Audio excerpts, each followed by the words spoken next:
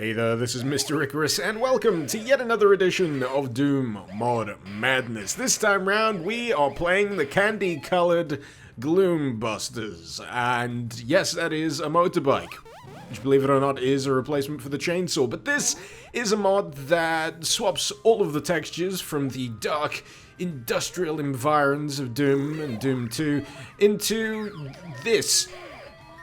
And I feel like my eyes are being assaulted by all of these colors. It's a very unusual position to be in when playing Doom, to be perfectly honest. But the whole gist of Gloom Busters is that you play as what I can imagine is a stick figure suburban mother that has to go around liberating the souls of other stick figure suburban mums who have been taken over by evil, hateful parasites.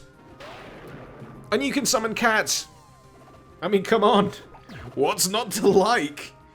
As you can imagine, it took me a little bit of a while to get used to the overwhelmingly cutesy stylings of Gloom Busters here, but once I did, I found that everything is integrated quite nicely. I find sometimes with texture replacements that certain bits can look very distractingly out of place, but no, there seems to be real care and attention here to make sure that the levels still hold up with this fresh and colourful coat of paint. The item replacements here are kind of fun as well. We've got spinach muffins to replace health vials, plates of spaghetti for med packs, I think Tupperware containers for larger med packs, and yes, salad bowls and desserts. I'm just constantly asking myself what the fuck I'm playing here, by the way. I've been throwing cans of exploding soda to purify my enemies, and now I've got the Gatling Scatter Gun here, which sounds like a TIE Fighter blaster. It's enough to just make your brain go a little bit goopy.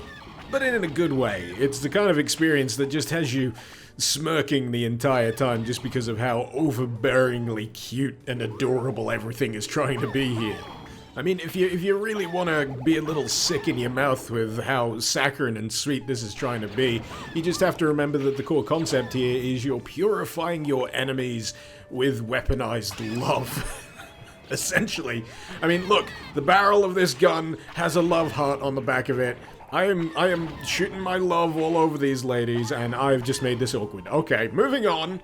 I suppose the most obvious thing you could say about Gloom Busters is that it's quite similar, especially visually, to that of the Adventures of Square, both of them very bright and upbeat style games, but where this kind of differs from the Adventures of Square in my opinion is that it's a lot more difficult to kind of gauge at a glance what kind of enemy you're actually up against here.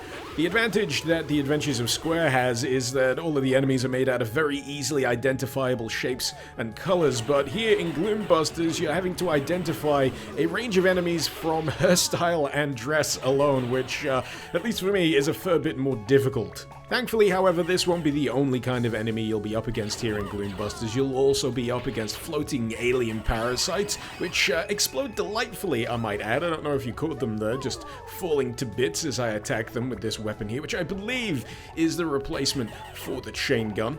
And those alien parasites make up the rest of the bestiary here, covering a lot of the demons, the higher demons that you'd normally come up against in regular Doom. So they'll probably cover the Pinkies, Lost Souls, Cacodemons, Barons, Knights, even Archviles. And they come in a nice collection of disconcerting shapes and sizes, something which I'll be able to show you a little later on here.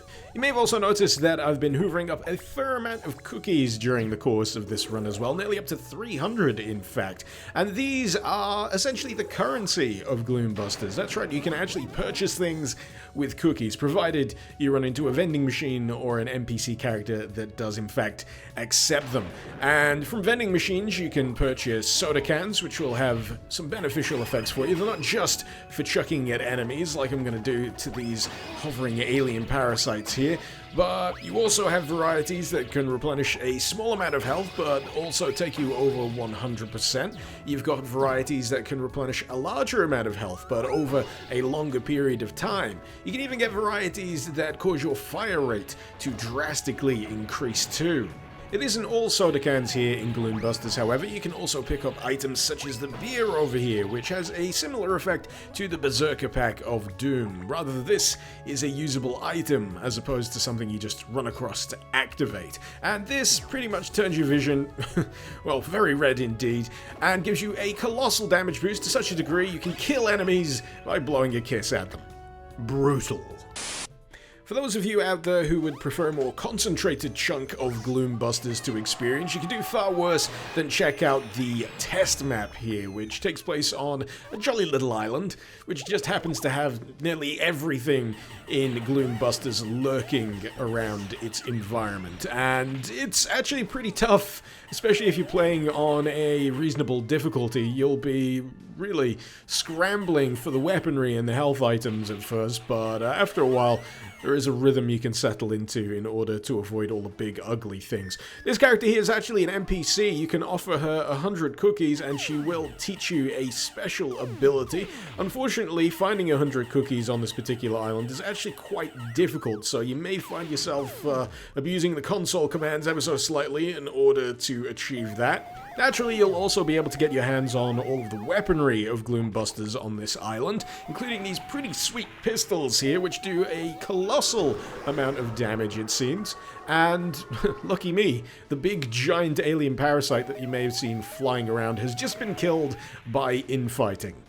Right, I'm just gonna get my hands on the emotion accelerator over here, otherwise known as the BFG replacement, and this asshole of an enemy, it very much requires it. It is a cross between an Archvile and a Cacodemon. It has a line of sight attack, which is really damaging as hell, and homing rounds that it can shoot from its mouth as well. So you need to find the right opportunity to blast this thing in its face. There we go. And now this gives me the opportunity to pick up this enigma of a weapon. This is an alien parasite gun, it seems. Its description is in binary, and I don't have the time to translate it right now. And rather than curing enemies of their affliction, this actually kills them, so I wouldn't use this unless you want to feel really bad. Anyway, let's abuse console commands and give ourselves all of the cookies. Yep, I think that should be enough. We can now visit the NPC that I pointed out earlier and learn the Lightning Strike ability, which is a melee attack, which essentially means you just punch really, really fast. I gotta say, I am a fan of that particular animation there. It is pretty cool indeed, but to really seal the deal, we do need an enemy to inflict it on, and I think there's one final enemy left up here on this boat. Any minute now. Here we go, be purified. There we go. Job done.